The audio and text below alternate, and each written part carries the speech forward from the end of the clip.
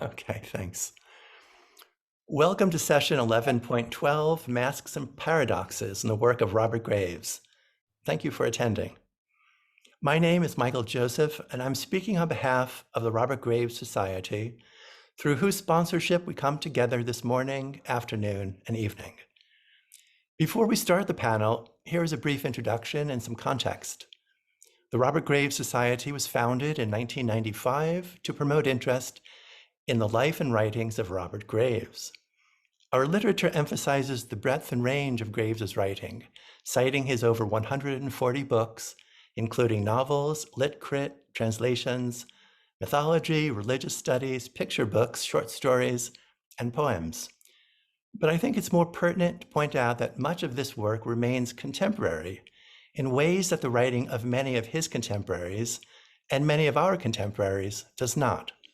For example, his 12 novels abound in complex, independent, and powerful female characters, such as Livia, the wife of Augustus, and the first uncrowned matriarch of imperial Rome, in his historical novel I, Claudius. Mary Powell, the protagonist of his satirical, heartbreaking novel about the poet John Milton, and Nausicaa, the brilliant storytelling protagonist of his novel Homer's Daughter, a tour de force treatment of Samuel Butler's idea that the author of the Odyssey might have been a woman. His scathing journal of trench warfare, Goodbye to All That, revolutionized the genre, losing him several good friends in the process. Paul Fussell traces its influence on later 20th century texts, including Joseph Heller's popular novel, Catch-22. Since it appeared in 1957, his Encyclopedic Greek Myths has been the go-to textbook for the teaching of Greek mythology, despite its eccentric interpretations of myth that marshal evidence for the theory that Bronze Age Europe worshipped the great goddess. This is a theory most fully articulated in The White Goddess, an Historical Grammar of Poetic Myth, described by its publisher, T.S. Eliot, as a prodigious, monstrous, stupefying, indescribable book. A prodigious, monstrous, stupefying, and indescribable book that continues in print in several languages. Graves always maintained that he was first and foremost a poet. In 1948, he wrote, "Since the age of 15, poetry has been my ruling passion, and I have never intentionally undertaken any task or formed any relationship that seemed inconsistent with poetic principles, which has sometimes won me the reputation of an eccentric." He is one of the 16 war poets enshrined in the War Memorial at Westminster Abbey, and crucially, one of the subset of those whose poems, I argue, introduce personal anger into English lyric poetry. The 3-volume collection of his complete poems comprise over 1,000 poems, most of them published during his lifetime. These are extraordinarily complex pieces dealing with virtually all aspects of human life, including love, war, identity, aging, death, consciousness, meaning, and they are deeply and perhaps obsessively preoccupied with the question, what is poetry? The Pulitzer Prize-winning poet Howard Nemeroff wrote, "Ask any poet who their second favorite poet is, and they will say Robert Graves." One evening after a reading, I was sitting outside on a stoop in Newark, New Jersey, with another Pulitzer Prize-winning poet, Galway Kinnell, who remarked that in 1969, among other poets, he'd been attending a poetry institute in Dea, Mallorca, where Graves made his home since 1929. When I asked him what they talked about with Graves, he replied, "Well, we just listened." So now I'm going to share my screen with y'all. Okay, and in September, the Robert Graves Society published the first issue of our newly revised journal, the Robert Graves Review. Here is a screenshot of the landing page with the web address of our new website. If anyone is interested in finding out more about it, they can go to the website or write to any of us. The journal is peer-reviewed. And now, to introduce our amazing panel in the order in which they will be speaking. Joseph T. Thomas, Jr. is a professor in the English department at San Diego State University, where it is morning, and where he serves as the director of the National Center for the Study of Children's Literature. He has published widely and is the author of 2 extant books, Poetry's Playground, The Culture of Contemporary American Children's Poetry, the first book-length study of U.S. children's poetry, and Strong Measures, a collection of original poems. He is the author of an unpublished monograph on Shel Silverstein. It's been my pleasure to collaborate with Joseph on numerous panels and writing projects, and full disclosure, he is a close friend. Joseph will be talking about poems Graves published for children, using Wim Tigges' Anatomy of Nonsense, 1988, to explore how Graves simultaneously transmits meaning and lack of meaning, colliding light, childish nonsense with the suggestion of topics generally held to be more adult, like sex and death. Following Professor Thomas will be Alicja Bemben, an assistant professor at the University of Silesia in Poland, where it is evening. She is a founder of H Story Research Group, for whom she has organized several successful conferences. She has co-edited monographs and authored texts that primarily concern the relationship of historical novels to historiography. She is also the associate editor of the Robert Graves Journal. The Robert Graves Review. As the editor of the journal, I can say without exaggeration, Professor Bemben is indispensable, qua indispensable. And though she is, as it were, my right hand, there are increasingly many instances the journal functions best when I am hers. Alicja works on Graves's historical fiction. Today, drawing on Marta Yorba's idea of the cognitive horizon, she will discuss the role of creativity in problem solving as exemplified in the Claudius novels. I am Michael Joseph, still, a professor emeritus at Rutgers University, where it is afternoon, and where I was the rare books librarian. I am one of 2 North American vice presidents of the Robert Graves Society, and since 2016, the editor of its journal. I have published in various fields concerned with art and literature, and I will reference writing by Alan Grossman, Carl Jaspers, and most importantly, Mircea Eliade, in discussing non-dualism and the paradox of the sacred and profane in a couple of Graves's poems.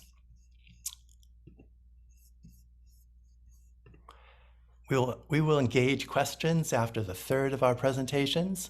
Please join me now in virtually welcoming our first speaker, Professor Joseph T. Thomas, Jr.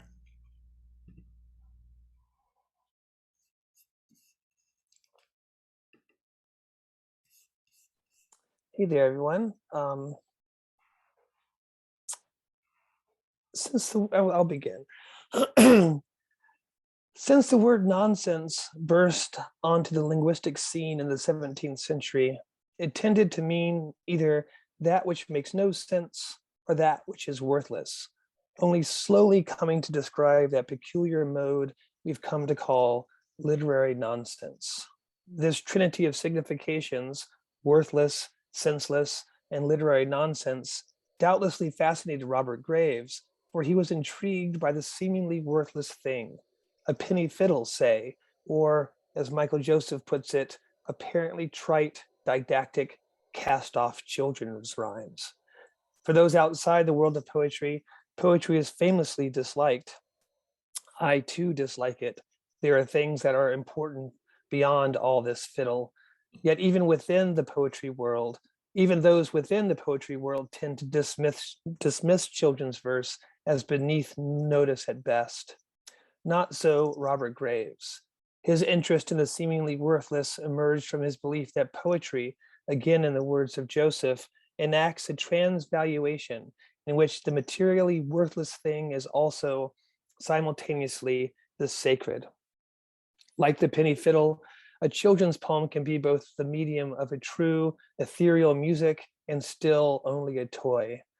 And Joseph continues, arguing that for Graves, it is the materially valueless thing from which absolute value flows.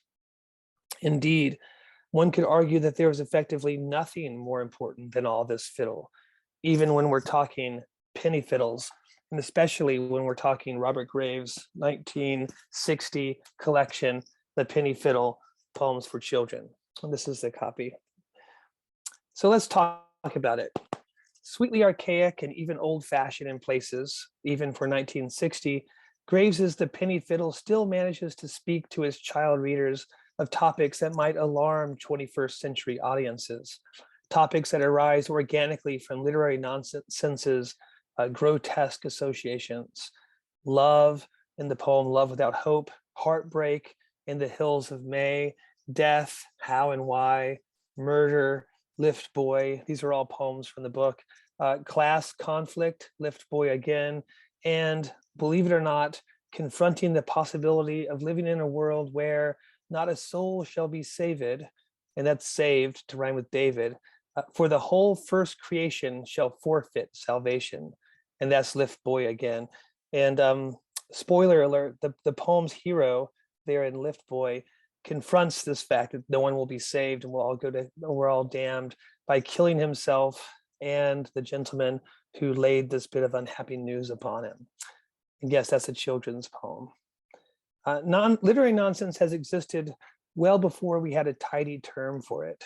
As Michael Heyman and Kevin Shortsleeve remind, we can find literary nonsense within the medieval carnivalesque tradition Mikhail Bakhtin explores in Rabelais and His World, a grotesque genre of absurd compositions that revel in linguistic freedom, illogical sequences, and the inside out. According to Heyman and Shortsleeve, over several hundred years, varied meanings of grotesque emerged, including rugged, unpolished, distorted, irregular, fantastically extravagant, and bizarre. Simultaneously, the grotesque was used to characterize texts considered quaint or immaterial, ludicrous or fantastically absurd, and by 1822, very amusing. Reflecting these varied meanings, grotesque quickly became the favored term for literary nonsense as it grew in popularity in Victorian England. Heyman and Shortsleeve note that in the Poetry of Nonsense, published in 1925, Emile Cammertz used grotesque almost interchangeably with the word nonsense to describe that which is rough, childlike, sketchy, or exaggerated. And Graves does not exclude the grotesque from the penny fiddle. Consider, for instance, the imagery in Dickie, the ghost poem. A dialogue between mother and son, it begins with our eponymous Dickie, a young boy singing old country songs when, as he was passing the churchyard gate, he is stopped by an old man who censures him for walking late. Dickie reports, "I did not know the man. I grew afeared at his lean, lolling jaw, his spreading beard, his garments old and musty, of antique cut, his body very lean and bony, his eyes tight shut. Oh, even to tell it now, my courage ebbs. His face was clay, mother, his beard cobwebs. In that long, horrid pause, good night, he said, entered and clicked the gate, each to his bed." The grotesque imagery is apparent, as is its archaic tone.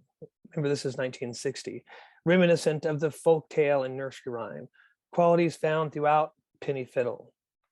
Other varieties of the grotesque, those absurd compositions reveling in linguistic freedom, illogical sequences, and the inside out I mentioned a moment ago, are also prominent in the book. Take Vain and Careless, for instance, which initially struck me as an elaboration on Jack Sprat could eat no fat, his wife could eat no lean, but together both they licked the platter clean. But no, it ends up quite the opposite, as one of those apparently trite, didactic, cast-off children's rhymes Michael Joseph mentioned above. For after describing Mr. Vain and Miss Careless, it ends, quote, "This gentle born couple lived and died apart. Water will not mix with oil, nor vain with careless heart." But there's more to the poem than that. Where the poem succeeds is where the nonsense lies. It may not be pure nonsense, as characterized by Wim Tukes in The Anatomy of Nonsense from 1988, perhaps the best theorist of nonsense no one's ever read, but it is nonsense.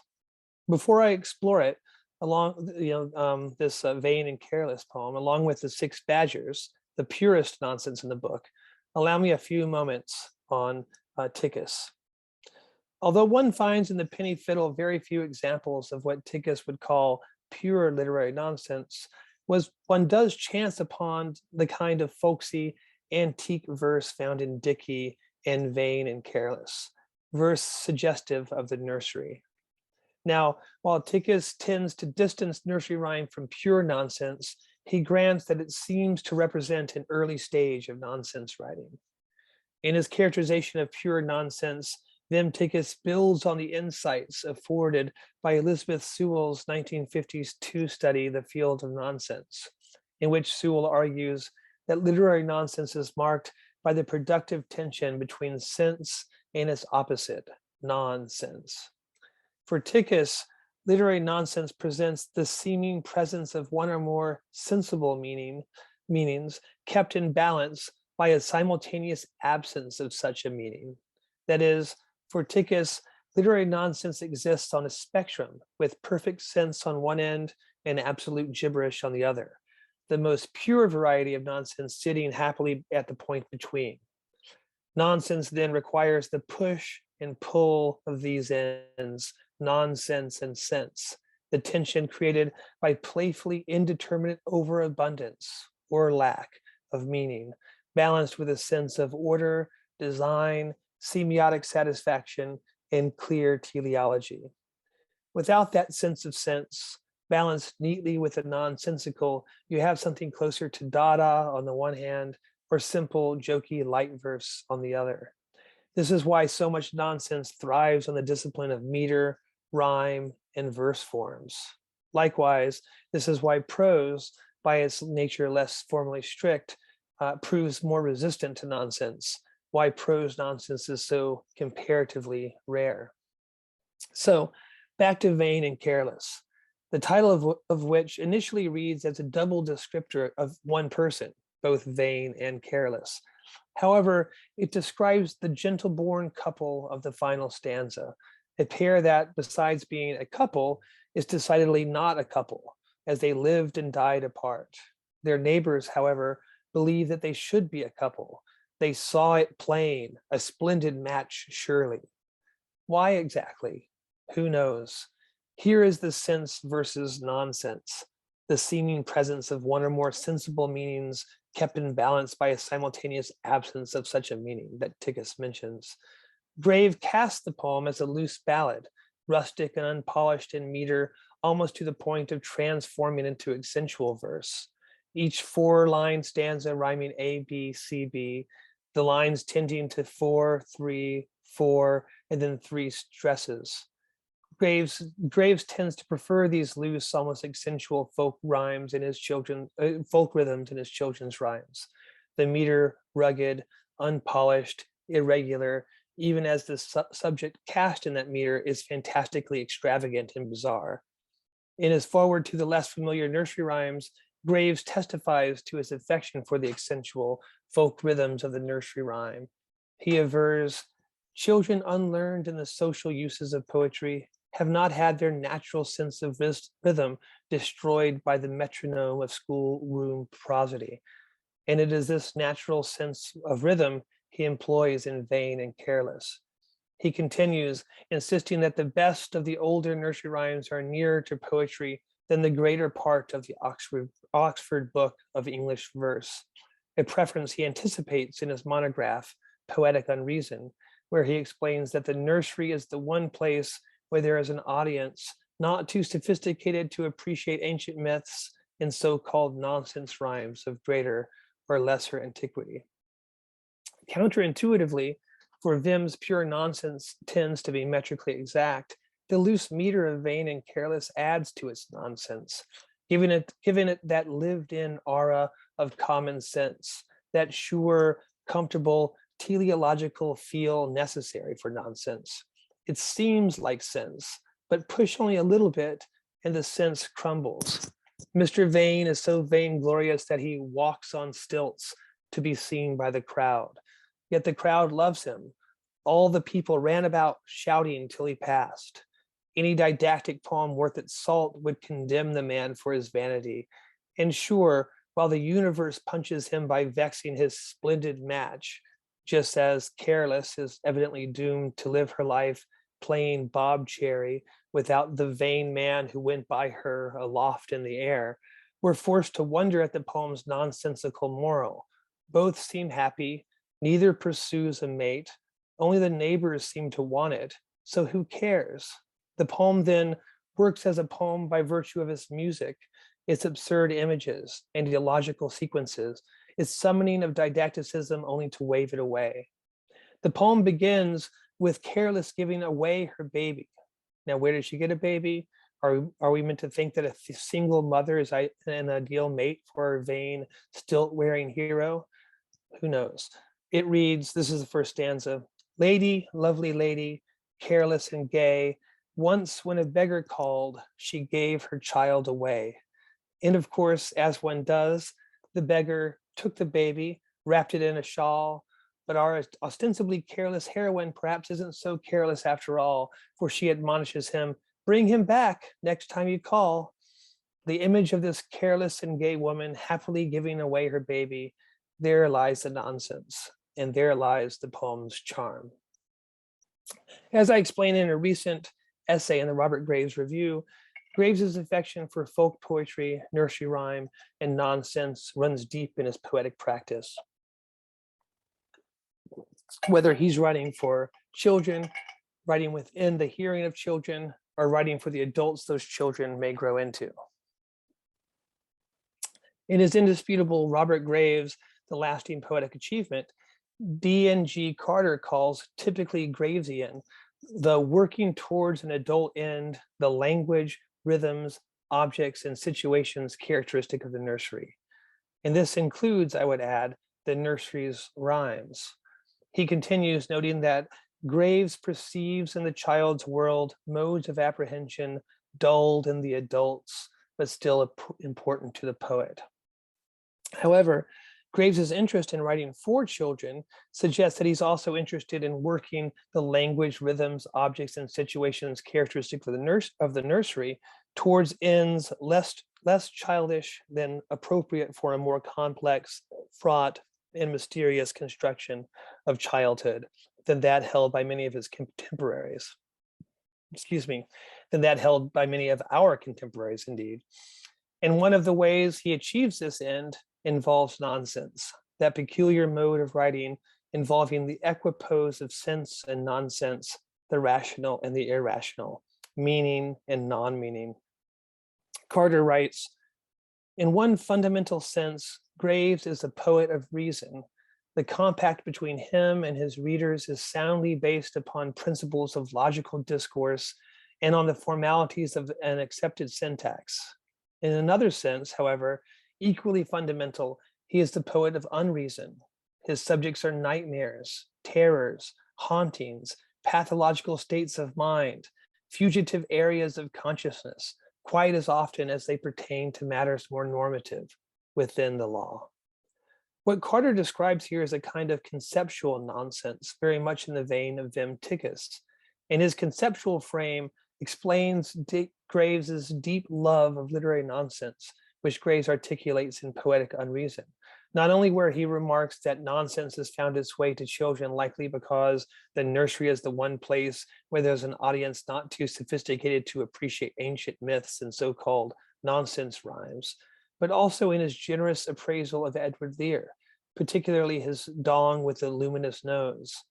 Graves insists that though there may not be found a classical scholar to admit it, the poem's protagonist is essentially as tragic a figure as Cadmus of the Greek legend seeking his lost Europa, even a more painful one.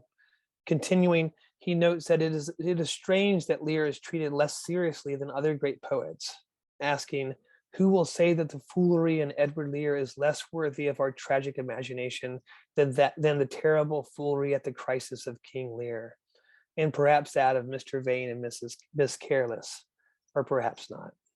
Still, Let's now turn to his 6 badgers.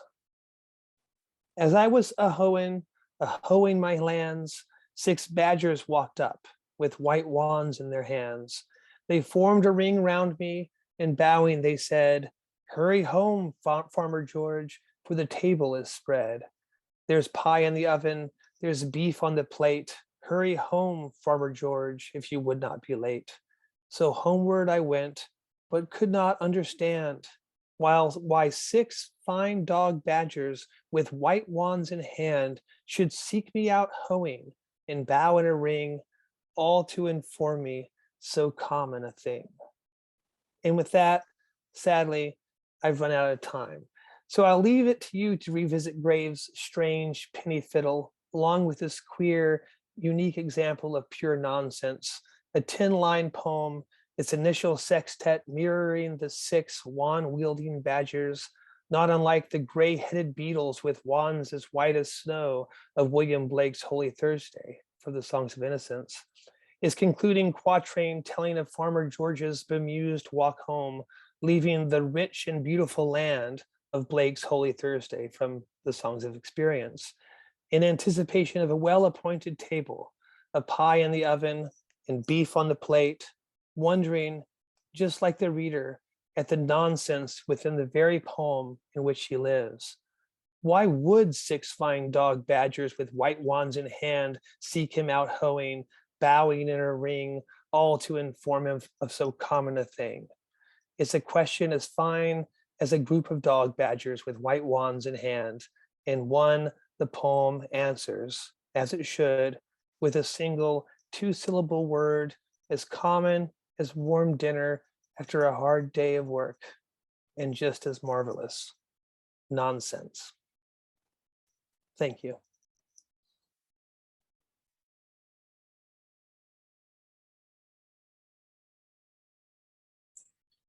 Okay, shall I assume that I'm supposed to take over, Michael? Right. Okie doke. Okay, so please give me 1 second. Okay. Okay, you should see my presentation right now. Okay, so I'm going to take you, I'm away for a second from poetry, to which Michael is going to return. I'm going to take you to prose.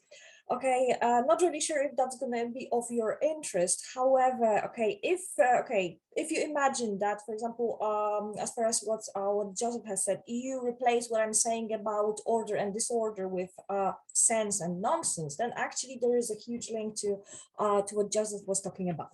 Okay, back to the point.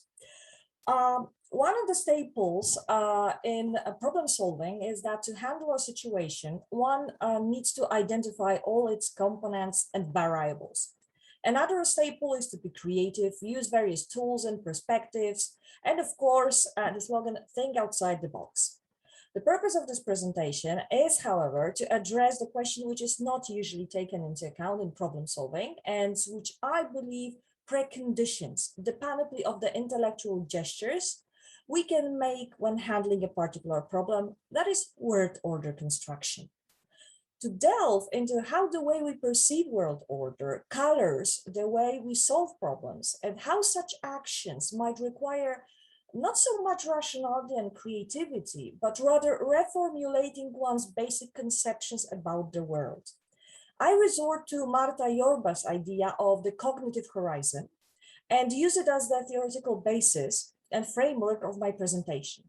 The research material against the backdrop of which I would like to develop my arguments, surprisingly, is Robert Graves' Claudius Dilogy.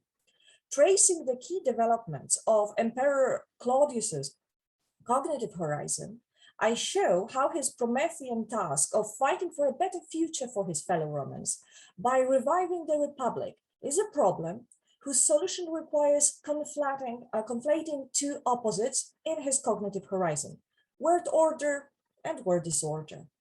Accordingly, in what follows, first, I briefly discuss Yorba's theory and then apply it to my analysis of the novels. Okay, As Jorba notes in Husserl's phenomenology, the context in which we exist, the so-called temporal horizon, is considered to be the most general framework circumscribing the way we experience the world. Of course, this is not the only framework that shapes our existence, because we also and concurrently function in situations which happen to us on an everyday basis, which are of various types and which play out within the so-called experience horizons, horizons attached to single experience, to individual experiences. Thus, as we go through our lives and accumulate more and more experiences, we create in our consciousness frames of reference which are connected with particular types of experiences and which also enrich our temporal horizon. Interestingly, although Husserl proposes this theory with respect to perception and sensual experiences, Jorba argues that it is perfectly applicable to thinking, imagination, and judgment. According to her, our cognitive processes also offer us experiences that shape and reshape our intellectual frames of reference, and most importantly, our cognitive horizon, as she calls it. Obviously, she develops her theory to a much larger extent than the one I'm going to describe, so please forgive me, but I'm going to skip the additional arguments that she provides to support her theory and use it more simplified version just for the sake of brevity. Okay, so I'm going to move on to the question how our cognitive horizon is shaped by and shapes our cognitive processes.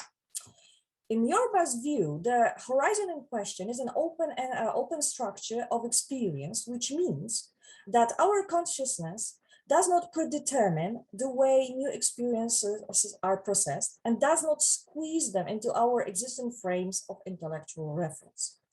These frames are rather landmarks with respect to which new ideas are shaped in our consciousness. However, it should also be remembered that they, of course, goad our consciousness to process our new experiences in relation to the old ones. But a kind of side note, the crucial issue to note here is that resorting to some intellectual frame of reference, which provokes our thoughts to flow in certain direction, does not predetermine or condition the outcome of thinking. It just pushes us in certain direction, and the result of which, might be simply different. Okay, so coming back to the point. As for the factors that influence the entire process, Jorba lists a number of them. Our general knowledge, background beliefs, and presuppositions about the experience in question, but also our familiarity with the type of the experience, with its context, and finally our practical interest in it and its idiosyncratic character. Okay. So juxtaposing this structure, the one that I have just described, and a sample problem solving situation, I would like to show how the way we perceive the world impinges on our success as regards such experiences. Thus, having the question of the cognitive horizon discussed briefly, let me segue into introducing you to the example on the basis of which I intend to substantiate my thesis.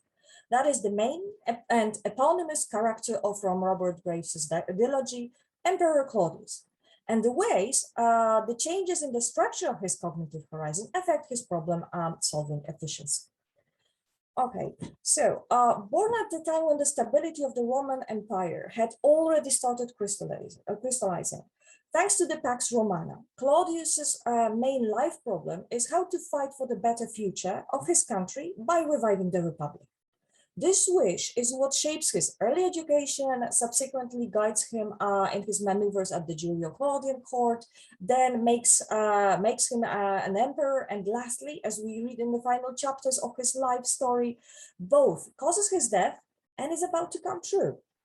Amidst the many situations that befall Claudius and are pertinent to the question of how the structural underpinnings of his cognitive horizon affect his problem-solving capabilities, three loom large, and I'm going to focus exactly on them. And these are the final moments of Caligula's reign, when the first major chance to revive the Republic appears, the beginning of Claudius's rule, when he decides to take power, and finally, the last days of his life, when he realizes that to ensure a better future, how to ensure a better future for his fellow Romans. Okay, so let us focus on the first set of experiences. Although throughout his entire life, Claudius declares that he is concerned with liberty, with lifting the Roman Empire from the downfall to which tyranny has pushed it, it is towards the close of the reign of Caligula that we can for the first time observe some of his gestures which explicitly reveal how he conceptualizes his world vis-a-vis the possibility of reintroducing in it the republican form of government. Should his general knowledge, background beliefs, and presuppositions held at the time be briefly pointed out, the novel tells us very clearly that Claudius is pro-republican and that despite many health problems, he is very knowledgeable. Most interesting, though, are his background beliefs and presuppositions about his world. For instance, although Claudius does not have any extensive knowledge about Caligula, from the moment the man becomes an emperor, the hero is consistently wary of any prospective craziness his ruler might indulge into. This is so because Claudius is deeply convinced that the majority of the Julio-Claudians, himself included, are inherently bad. This is what he tells his readers and proves by interlacing his life story very heavily with murder, poisoning, betrayal, and debauchery committed by his king. Caligula, the most lunatic of all of them, entertains himself, for example, by making his horse a consul, opening a brothel in the palace, squandering an unimaginable fortune, and declaring himself a god.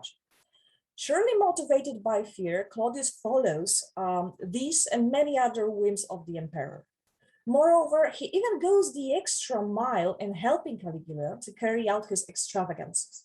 For instance, he keeps throwing in money to finance the emperor's crazy ideas and becomes the porter in the mentioned brothel.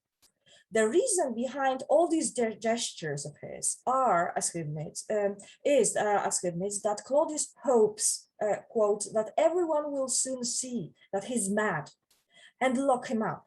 And there are no other descendants of Augustus left now of an age to become emperor. The republic will be restored, end of quote.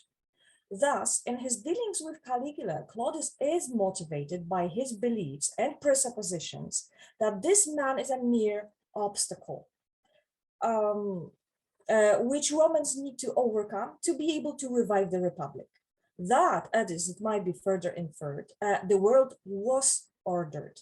The tyranny of the Julio-Claudian line has merely dented this order, but when Caligula's lunacies are revealed, everyone will steer towards restoring this order in the form of the republic.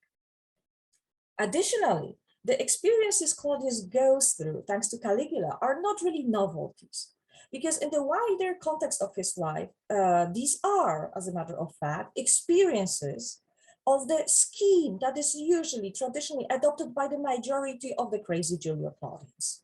Thus, although one may expect that under the weight of this burden, Claudius is likely to change his view that the world is ordered. The actual increase of the violence, lunacy, debauchery caused by Caligula seems to have not been significant enough to reshape Claudius's cognitive horizon profoundly. It changes just a bit.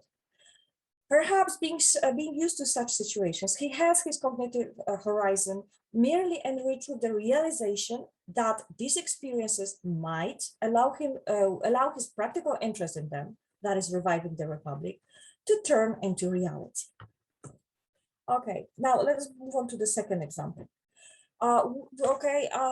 Which continues the previous scene somewhat. When Caligula is murdered and Claudius's dream that the republic might be revived is propitious, we may observe that in his cognitive horizon, a surprising change occurs. The result of which is that Claudius decides to become the next emperor. On the one hand, this change, as I would argue, has nothing to do with Claudius's general knowledge, background beliefs, and presuppositions. As already mentioned, the killings committed by the Julio Claudians have been his bread and butter, and so have been the subsequent throne ascendings of those involved. Moreover, as we might deduce from Claudius's reaction to Caligula's removal, and the reaction is shaking his finger at the, I'm quoting, idiots not having taken him into their confidence, end of quote, as regards the murderous plots. He feels as if his wish has just started coming true. The world has just started reordering itself so that a better future for the Roman Empire might be possible. When it comes to Claudius's familiarity with the experience of social elevation, the problem with the novel is that actually it remains ambiguous, and or rather does not allow any unambiguous conclusion. As he is hailed the new emperor, the hero both shouts for the sword to kill himself, and at the same time revels in the thought that he will make people read his works. Thus, it might be merely inferred that Claudius might have had some dreams of greatness, and hence a second-hand experience of the sword. But of course, it is impossible to talk about his actual experiences of wielding any supreme power if they are simply not mentioned.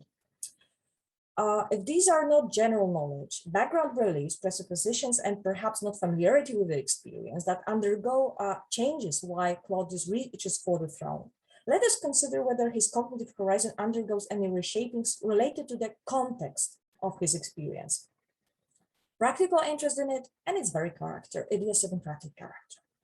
When the soldiers who hailed the protagonist as the new emperor transport him to their camp, Claudius gradually comes to the realization that the situation in which he has found himself is of an entirely different character than he has imagined, and would not allow him benign neglect.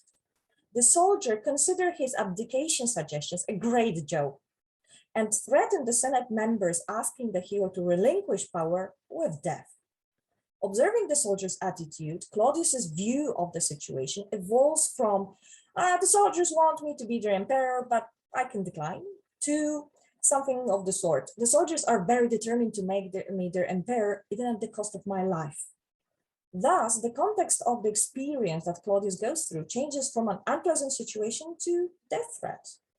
This change also entails for the protagonist the realization that his practical interest in the situation can no longer be the reviving of the Republic, but should be saving his and his closest lives, for which, by the way, they actually beg him.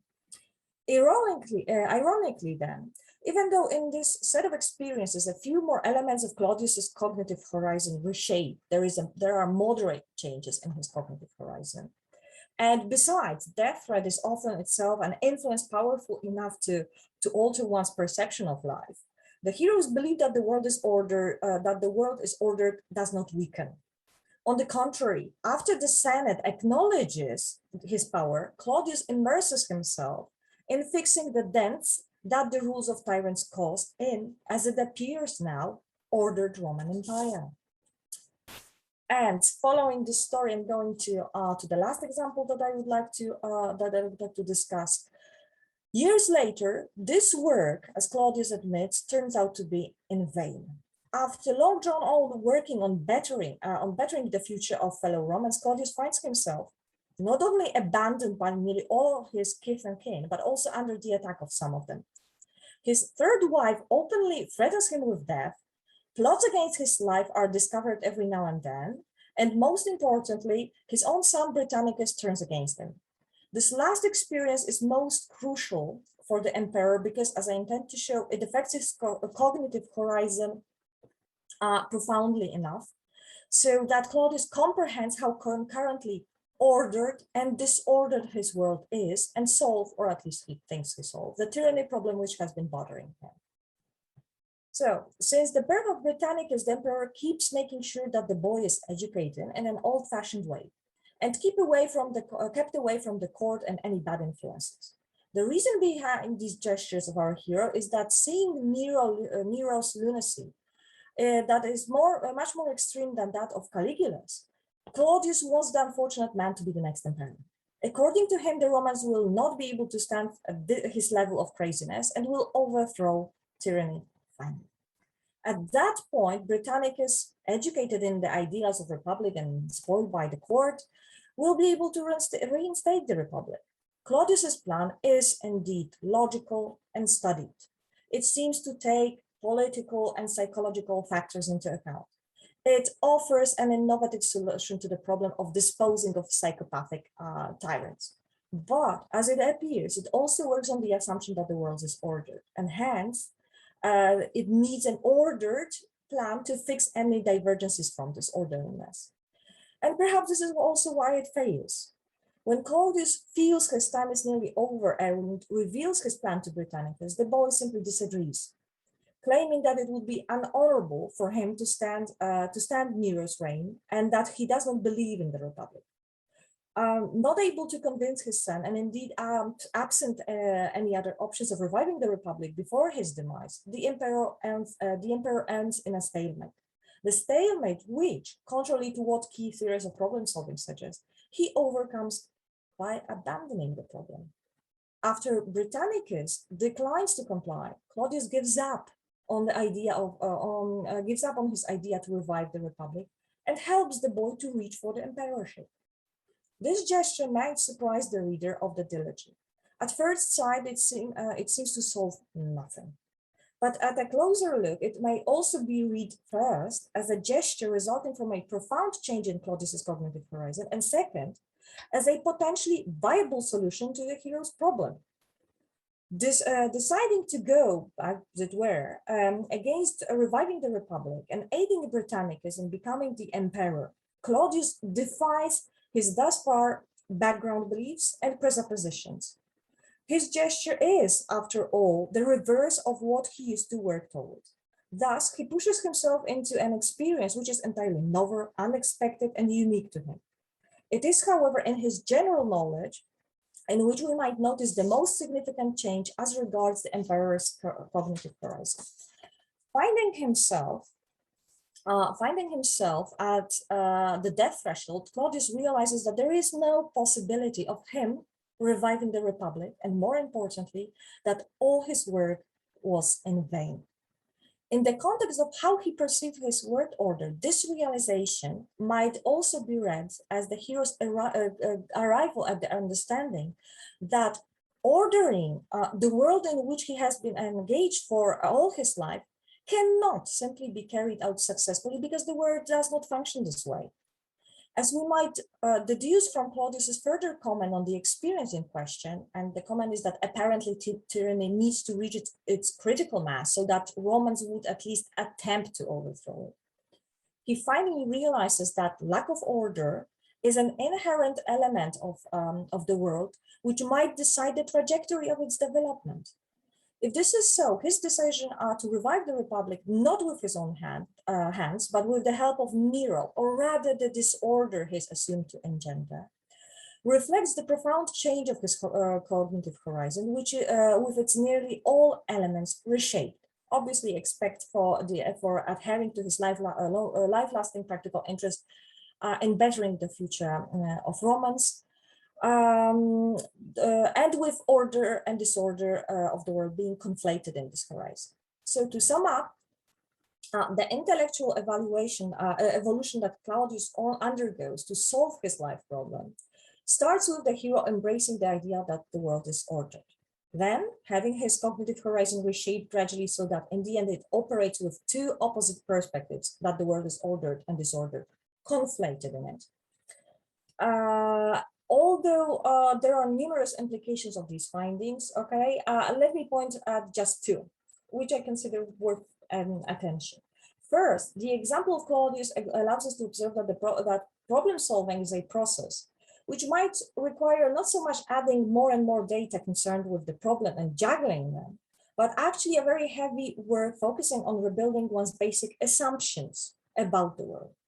And second, as has been mentioned, the cognitive horizon is an ever-changing structure, and although its components and their functioning have been discussed on the basis of one example, one might wonder about the weight of particular components. For instance, why a death threat does not push one to reshape their cognitive horizon, but a son's decline to follow one's plans does. Thank you for your attention.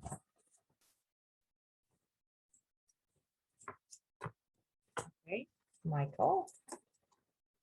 Okay, you have to stop sharing your screen. Oh, yeah. Mhm. Yeah. Thank you, Alicia, for the luminous talk. And thank you, Joseph. I'm going to share my screen too. Here we go. And oh, you know what? I'm going to stop sharing for a second. Sorry about that, guys. So I can find my find my talk. I hope I didn't lose it. I hope I didn't. Here it is. I have my talk. Life is good. Okay, now I'm going to return to the sharing business. Okay, I'm just going to analyze two poems, and I'm going to frame my analysis with Mircea Eliade's concept of the coincidentia oppositorum, a coincidence of the sacred and profane. Brian Rennie notes the coincidentia oppositorum is paradoxical in that the profane, which is to say everyday ordinary life, has the ability to manifest that which exceeds it in significance and power, and that the sacred, the extraordinary, should be limited through its manifestation in the lesser, the quotidian. The philosopher Douglas Allen thought the coincidentia oppositorum was Eliade's favorite symbolism, which Eliade claimed enters into almost all the religious experience of humanity. If we understand religious experience in a functional sense to include any experience through which one gains a powerful intuition of an enduring reality of a wholly different order from natural realities, then the coincidentia symbol would appear in all forms of cultural interaction. Any interaction in which meaning emerges becomes the sacred, and that becomes a trace of the coincidentia oppositorum. We are encouraged to look for the symbolism in Graves' poems, in particular, by his insistence on the religious nature of poetry. In his touchstone text, The White Goddess, he writes, "My thesis is that the language of poetic myth, anciently current in the Mediterranean and Northern Europe, was a magical language, bound up with popular religious ceremonies in honor of the moon goddess, or Muse, some of them dating from the Old Stone Age, and that this remains the language of poetry." Eliade and Graves were contemporaries, Graves living from 1895 to 1985, and Eliade from 1907 to 1986. In their shared interest in myth and early religion, and that they often show up in the same works cited or bibliographies, they invite comparison. They weren't personally acquainted, and their studies of myth take completely different approaches.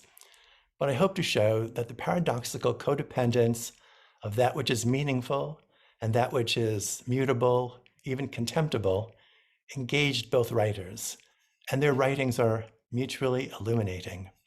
The poems I'll be speaking about were published in Poems 1929. I'll start with In Broken Images, the third volume of the poem, the third poem of the volume, third poem of the volume. He is quick, thinking in clear images. I am slow, thinking in broken images. He becomes dull, trusting to his clear images. I become sharp, mistrusting my broken images. Trusting his images, he assumes their relevance. Mistrusting my images, I question their relevance. Assuming their relevance, he assumes the fact. Questioning their relevance, I question the fact. When the fact fails him, he questions his senses. When the fact fails me, I approve my senses. He continues quick and dull in his clear images. I continue slow and sharp in my broken images. He in a new confusion of his understanding, I in a new understanding of my confusion.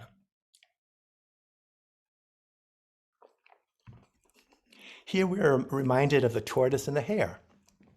While the epistemology of the slow-thinking I eventuates in deepening knowledge and thus seems to win the poem, the quicker he falters under the weight of his own clarity and self-assurance.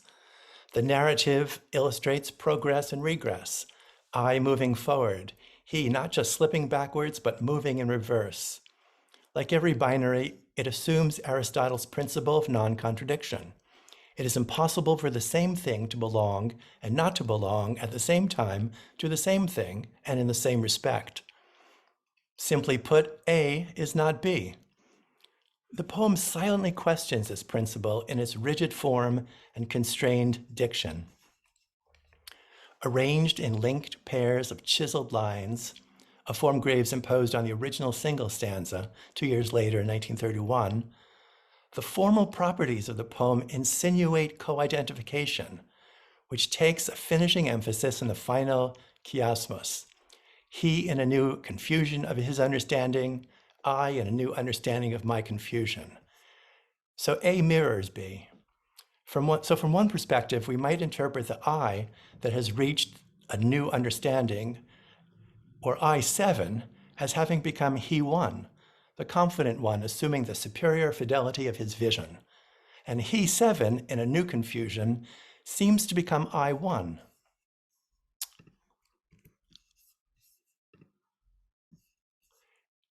In this view, I and he will continue unwittingly exchanging places with no perception of their co-identity or their larger existential condition. From another perspective, we can see that I and he are the same entity perceived from opposite mirroring perspectives. And these perspectives are identically constrained. A is B, it seems.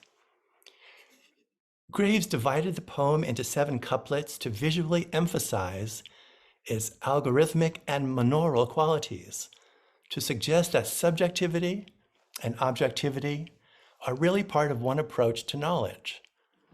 But assuming that that is the takeaway is to fall victim to the perspectival complacency the poem warns us against.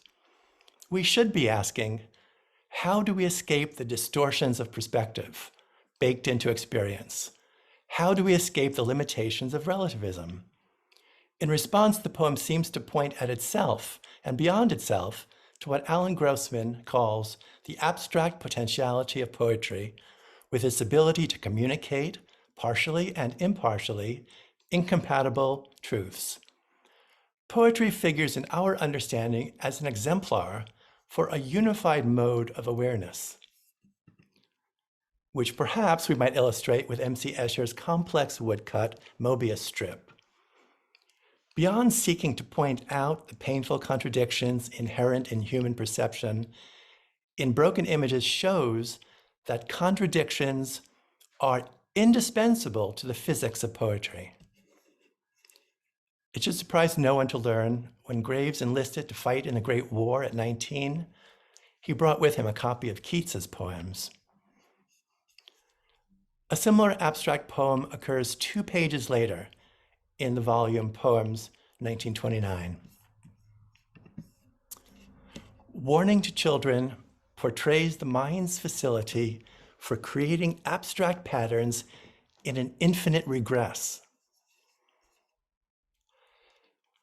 Children, if you dare to think of the greatness, rareness, muchness, fewness of this precious only endless world in which you say you live, you think of things like this: blocks of slate enclosing dappled red and green, enclosing tawny yellow nets, enclosing white and black acres of dominoes, where a neat brown paper parcel tempts you to untie the string.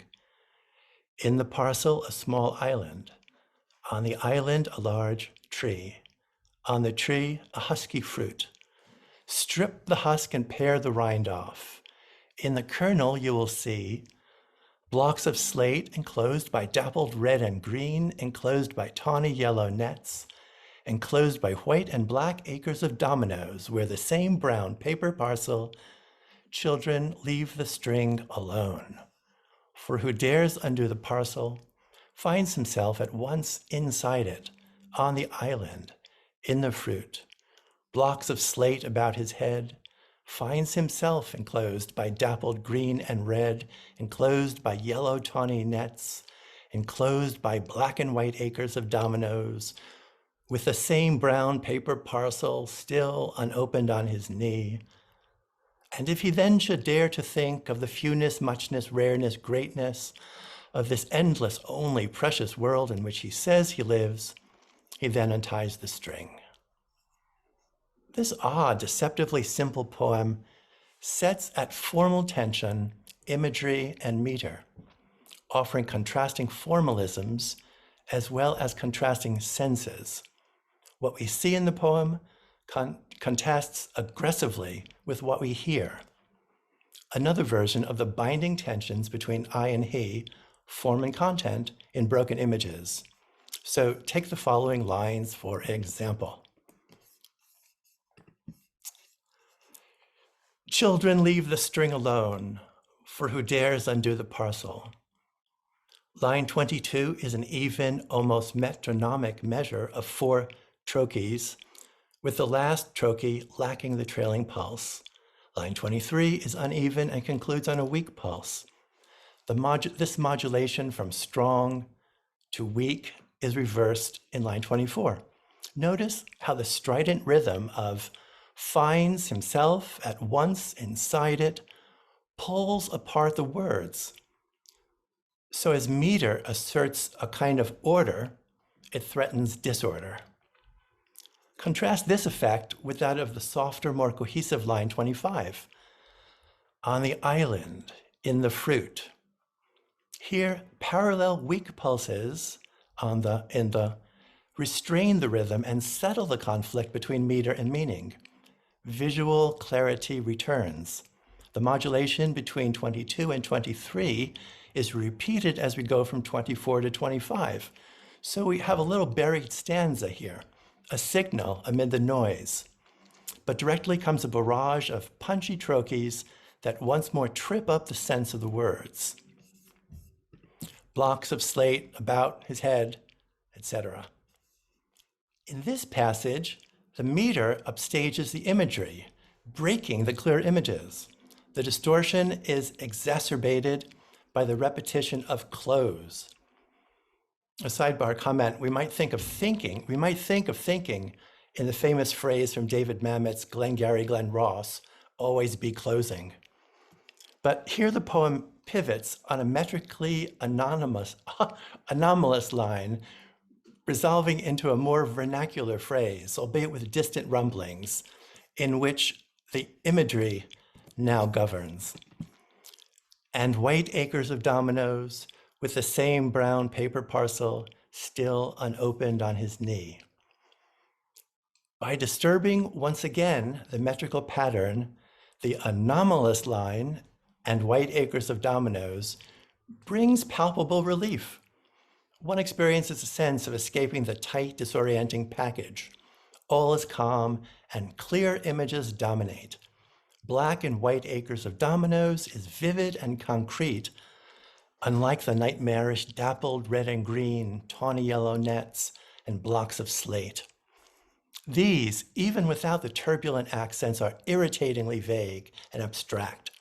But like them, acres of dominoes lacks a reference in the natural order, perhaps illustrating the clear and thus misleading images of the earlier poem in Broken Images. And by the way, here I am assuming their relevance, and perhaps there you are questioning their relevance. With this passage, the music downshifts and interpretive difficulty shifts to the visual plane. The dominoes are not only irreferential, but they imply one damn thing after another. Joseph Thomas noticed during a phone conversation that black and white acres of dominoes reverses the earlier order of white and black acres of dominoes.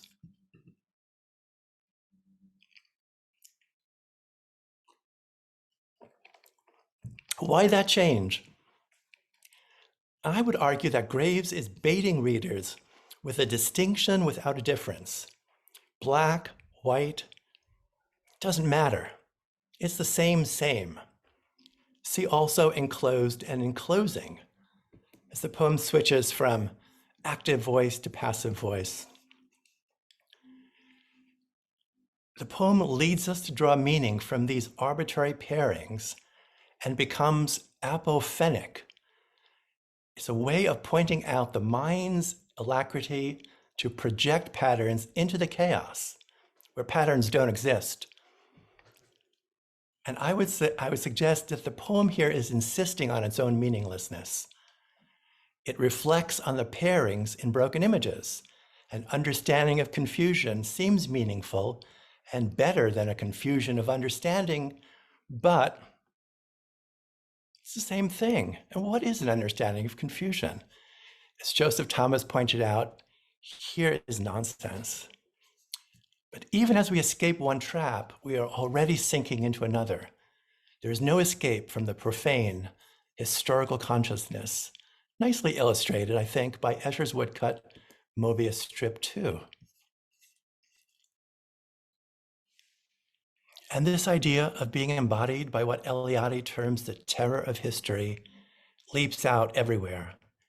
Removing black with a line break, the new image becomes white acres of dominoes, which suggests a sign of our own blindness.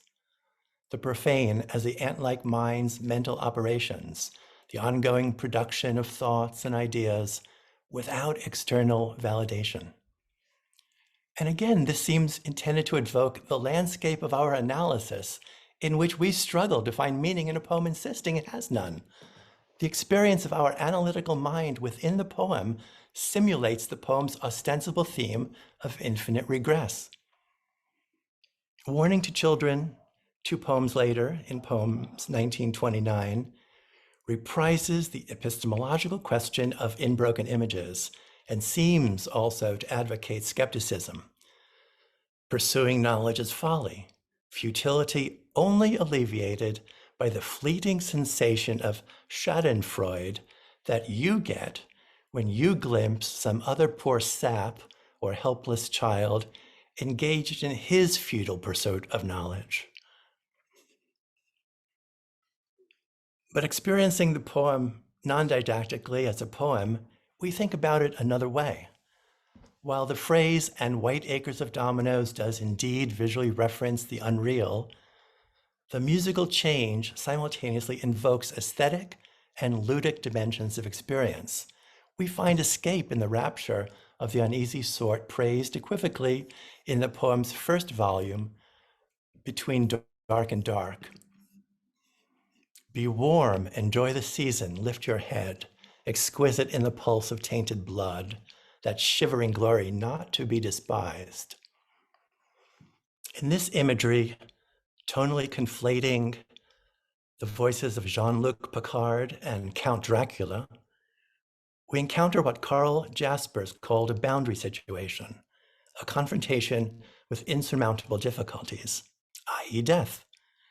One would logically despise these did they not also reveal the potential for transcendence. So Warning to Children, I argue, represents the boundary situation as an alien universe with transcendence available through artistic modeling as poet-reader or reader-poet. But it reminds us that the clay one is modeling is just the infinite regress of one's recognition, the flash of one's vanishing recognizing, which is nonsense, or to use Graves's term sometimes, poetic unreason. One is given the impossible impression of knowing unreason, and in this accomplishment, the poem demonstrates poetry's power to express the impossible. Alan Grossman writes, "Poetry and only poetry contributes to human life precisely what the human will cannot, and as we know, if we know anything, otherwise obtain. Not by reason of what the poem says, but by reason of the fact that poetry is the artistic form of language. By means of the artistic form of language, humanity, something of one nature, subject to death, becomes capable of thinking by means of something of another nature, not subject to death." In Eliade's view, thinking or reflecting manifests the transcendent, the enduring, not even though, not in spite of, but because it remains inseparable from the mutable, the just one more damn thing. The ineffable beauty of the musical change is an awareness of its finitude, its limitations. And that awareness is for Graves in 1929, the intentional object of poetry. At the top of the paper, I shared Brian Rennie's definition of this paradox. Here is Eliade writing in the sacred and the profane. By manifesting the sacred, any object becomes something else, yet it continues to remain itself, for it continues to participate in its surrounding cosmic milieu. The changes in warning to children, enclosing us in the quotidian, reveal something beyond themselves that is different from the mutable package of analysis, confining us as well as liberating us. Eliade emphasizes the idea of paradoxical codependence in Notes for a Dialogue. The sacred could not abolish the profane world, for it is the very manifestation of the sacred that establishes the world, i.e., transforms a formless, unintelligible, and terrifying chaos into cosmos. Within the context of warning to children, I experience the truth of this statement in how the text, a visceral oscillation from sense to nonsense, simulates coherence, while also simulating a terrifying chaos of meaningless sounds, unimaginable images, and unintelligible warnings. Poetry says, and thus materializes the fewness, muchness, rareness, greatness of this endless, only precious world, enacting the manifestation of transpersonal truth in subjective experience. Warning to children foregrounds poetry as a mode of knowing, not a rational mode, nor one that assumes an exalted meta level, the pious adult level mocked in the poem's title. And self-identifying as nonsense, it disarms skepticism. Asserting one can't know anything presumes to know something. One can't be skeptical of something that confesses to being profoundly or profanely ignorant, right? Thank you. I'll stop my sharing now.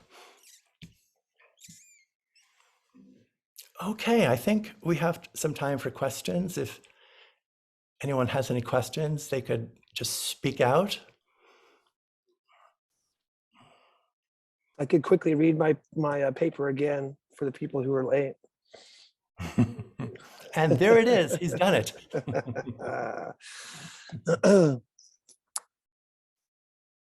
I have a question.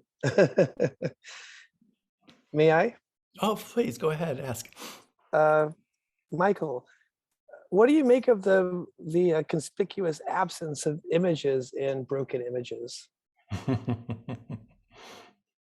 It's a contradiction, isn't it? I mean, is that why they're broken, or is there what else? How else might you read that? I haven't really looked at that. I know Michael Schmidt has pointed out that there's across all of Graves' poems an invisibility of imagery. That he's not primarily a visual poet. In Warning to Children, he imports images into the abstract geometry in Broken Images. It's one of those invisible contradictions in the poem. I think the other being something we mentioned once before, that although he sets up a binary, broken and clear are not actually opposites. Right. So there's a mask in the poem that he's establishing a certain attitude and a certain comparison, but it's a mask conspicuous enough to invite us to look underneath. Like vain and careless aren't opposites. Yeah. There's a very tight surface order in his work, and I think Alicja could talk about this.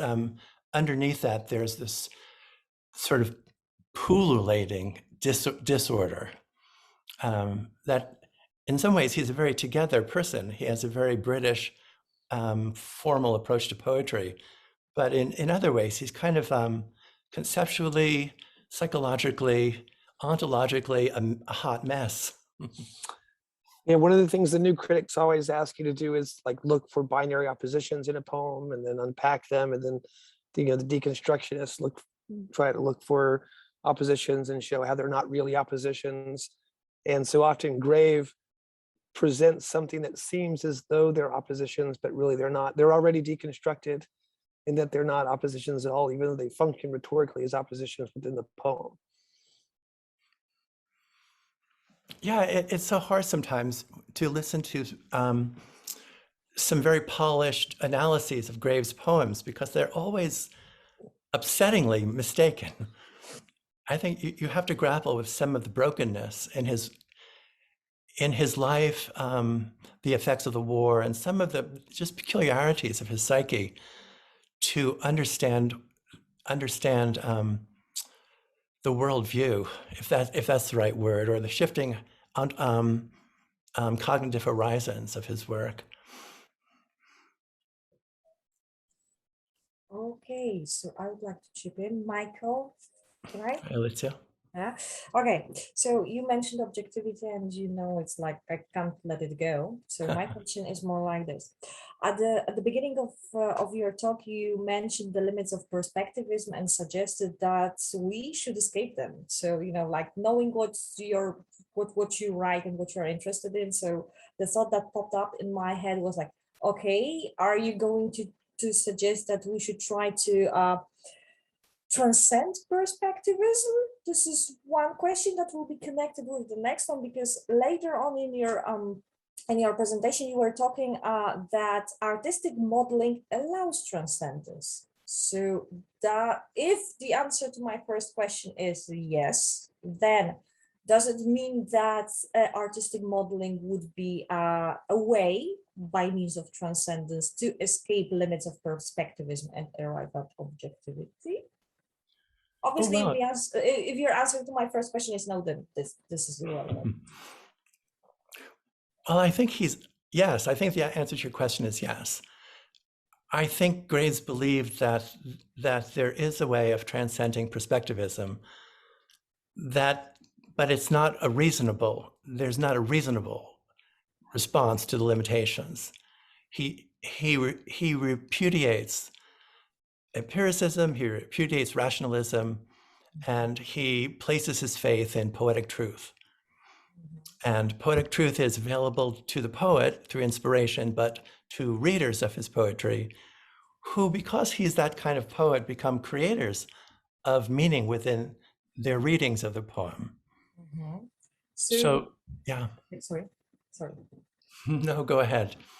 So are you trying to say that poetic truth would be objective? No, I don't think, I think subjectivity and objectivity are, in 1929, when and also later, because in the poems of the 1950s, like Face in the Mirror, you see the same puzzle reoccurring with the same solution.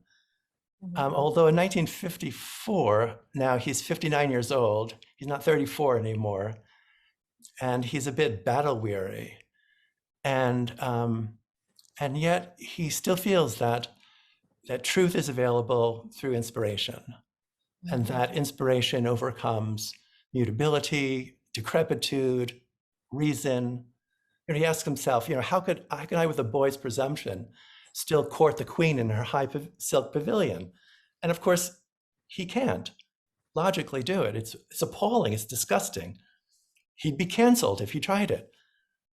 But as a poet, there's a timelessness that he's placing faith in. Remember, he was a profoundly a religious person up until 1916, when the war shattered his faith in Christianity. But it didn't shatter his ability to have faith, to place faith, to find meaning beyond the positivist, the naturalist, positivist, dualistic view of the universe. Okay, thanks. And actually, I would also have two questions. Okay, for Joseph. Joseph, one question, which is I have a question for you too, Alicia. Because honestly, this is not something that I have thought about, and you sort of like you gave me a light bulb moment.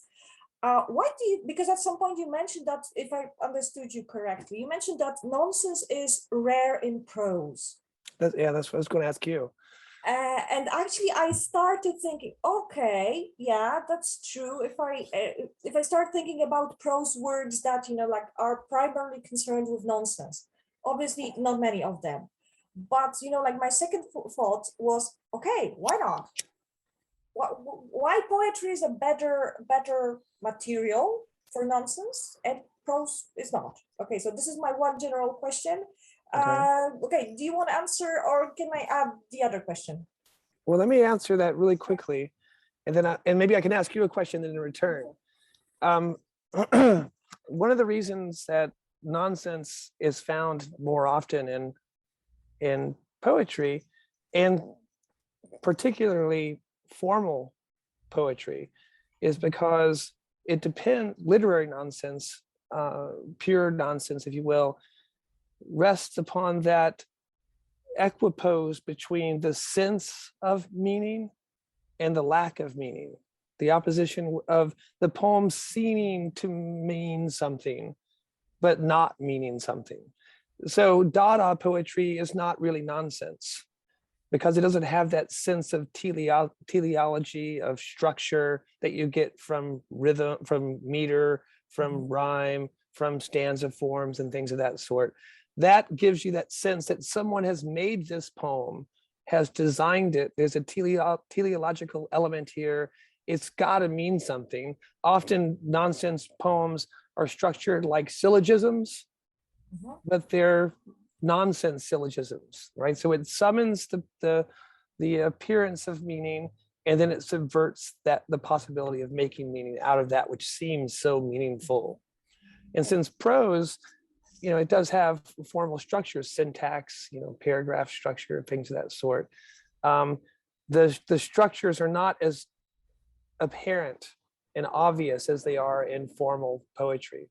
So it's harder to create that sense of structure, of meaning, of logic, of teleology in prose, and subvert it without it seeming just like gibberish, right? And that's why I was going to ask you, given my paper and what you understood of it, because I know I wasn't as clear as I should have been. I was wondering, do you see the grotesque and nonsense often in his prose, as someone who's read his, like I, Claudius, very carefully? And if so, how does it manifest? Because I love finding moments of nonsense in prose because it is so uncommon. The ending of the Claudius Dilogy.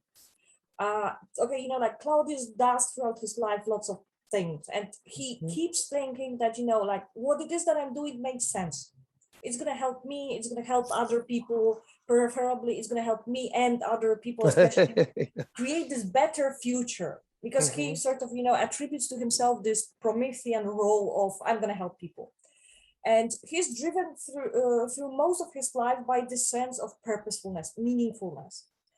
And it is only at the end of his life that actually he realizes, which is quite sad, by the way, that what he has done throughout his entire life makes no sense. It doesn't make sense. It doesn't make sense. And actually, sort of, going with the flow, following this nonsense, this or rather meaninglessness, is actually what's going to help him in his task. So okay, there, if you look at the entire both volumes, no, you're not going to find much nonsense in terms of the volume gives you a scene that simply makes no sense or is meaninglessness. But there is this kind of subtext in both novels that sort of surfaces every now and then, which simply shows how we go through our life, we try to make sense, and we keep failing. And it is great if we at some point in our lives realize that actually what we do may simply make no sense, okay? Because we could take one step back, leave it, do something else rather than, for example, pursue like Claudius, pursue for his entire life a dream that at the very end makes totally no sense. It's you can't make it happen.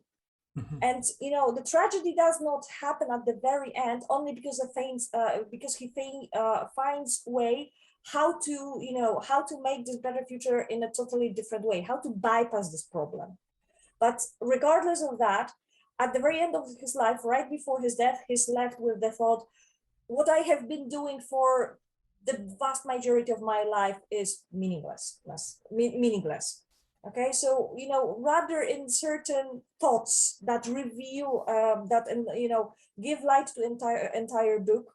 Okay, this is in a single thought that this meaninglessness comes to the fore. Okay, that's interesting. I should have added, so I will now. Also in Nonsense and I'll just read what I written here, is the tension created by playfully indeterminate overabundance or lack of meaning. So that's one of the reasons why that indeterminate overabundance of meaning is one of the reasons why neologisms and portmanteau words are so commonly used in Nonsense, because they just suggest so much possibility that it's just too much. You can't lock it down to a meaning. It's either overabundance of meaning or lack of meaning, with a sense that it is making meaning. Does that make sense? Yes. That's great about. I often wonder if a close reading of the White Goddess would give us some of that nonsense stuff, because it's often criticized by those who know it's bad folklore, it's bad anthropology. But I wonder if he's working, if somehow he's in there, he's doing something besides simply trying to make rigorous meaning that points to the world, but instead of, maybe he's creating something that's more nonsensical than people get it credit for. I don't know. What do you think, Michael? Well, he's criticized for some of his conclusions in The White Goddess, and some of his Celtic, some of the Celtic scholars have faulted his scholarship, but most scholars will say he's a very careful scholar, that his methodology is very good. It's very hard. That's why I think it suggests of Nonsense, because the methodology is very reasonable, it's rational, it's rigorous, but the conclusions aren't. Well, So we have to be careful here, because apophenia warns us not to project meaning right onto a meaningless universe. Yeah. And if one is projecting nonsense onto a meaningless universe, one's still projecting a meaning that's not there onto a meaningless universe. Yeah. So it's I think it's interesting. I want to ask Jason, who's been so patient, if he has any questions he'd like to ask Alicja or Joseph or me. Jason, hi. I'm not sure. I'm still grappling with this because the discussion about meaning and nonsense made me think a little bit of a theory about diagnostic criteria and the dependence of that on narrative to create meaning. So I don't know if this makes any sense, but starting to think about medicalized disability as a kind of pure nonsense almost. Oh, I see. It's a heuristic fiction, maybe. It's not quite true, but it's helpful.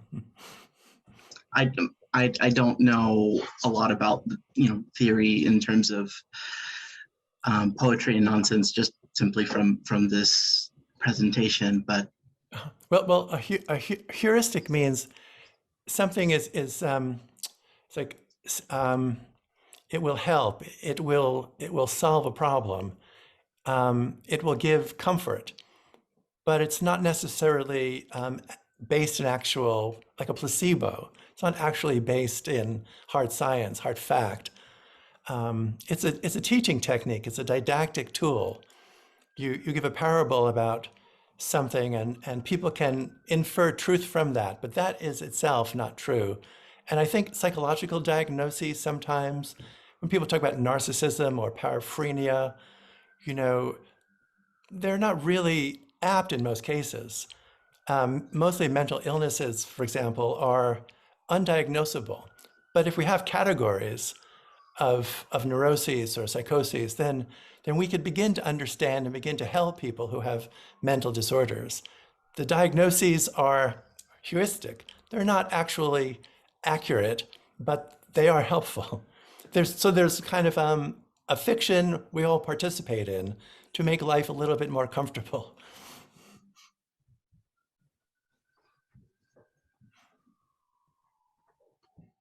I think Graves is offering that more in his poetry. I think he likes prose because he can be more symmetrical and more emotional. I know that there are many Graves poems that are emotional, but I think his mind tends to be philosophical. And I think when he writes narratives like the Claudius Stiligy, that he allows his heart to actually shape the narrative. I don't think, Alicia, you're very careful about not saying that Graves feels this. These are Graves' beliefs. You keep saying Claudius thinks this, Claudius thinks this.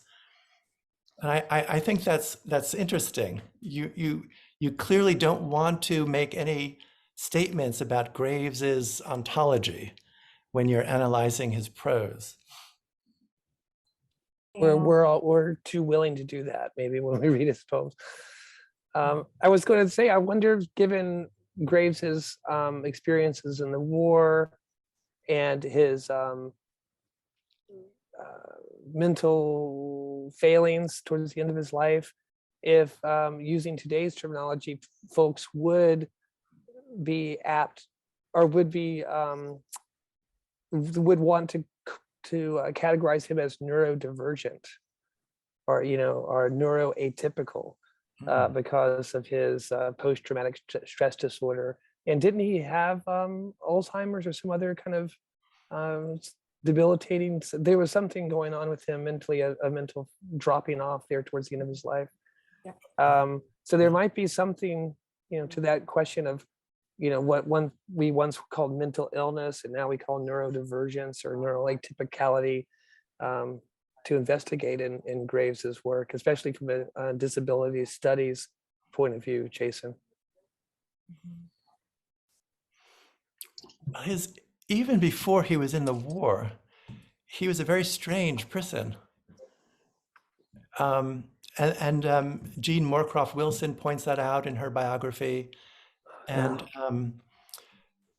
I think there's one story of, he tells it in Goodbye to All That, of he was 8 or 9 years old and there was a girl who wanted to look down his shirt. And he was terrified of her.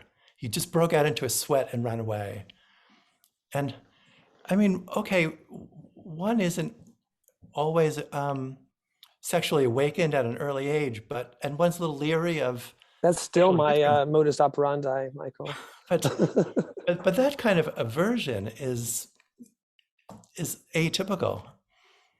And he asked his mother when he was, I think he was 7, maybe not sure about that, if she could buy him a bicycle so that when she died, he could ride to her grave. Now kids say the darndest things, but still that's, I think, again, atypical. So I think you're right. I think one could look into his work and study him as someone who was psychologically quite complex. Neurodivergent is a nice word. I have to remember that. Thank you. Jennifer Chanti writes, I have no questions as of yet. I'm enjoying being a fly on the wall or sponge on the table, listening or soaking up all the discussion of poetry and nonsense. Thank you for everyone's richness of discussion and questions. Thank you, Jennifer. I don't know what time this session is about to end, but I'm getting hungry and I'm interested in having some lunch. I So think I'm it's going to- over officially. I think it ended at 10:45. So we've Oh, okay, overstayed then. our welcome. But that just shows it's been a wonderful conversation. Thank you, Michael, Joseph, for putting this together, and Alicia for joining us. This was a lot of fun, and I look forward to reading I, Claudius now. I've yet to read it. Awesome. And You make it Claudius sound the great. God, too. Even though, did you see I wrote my first chat with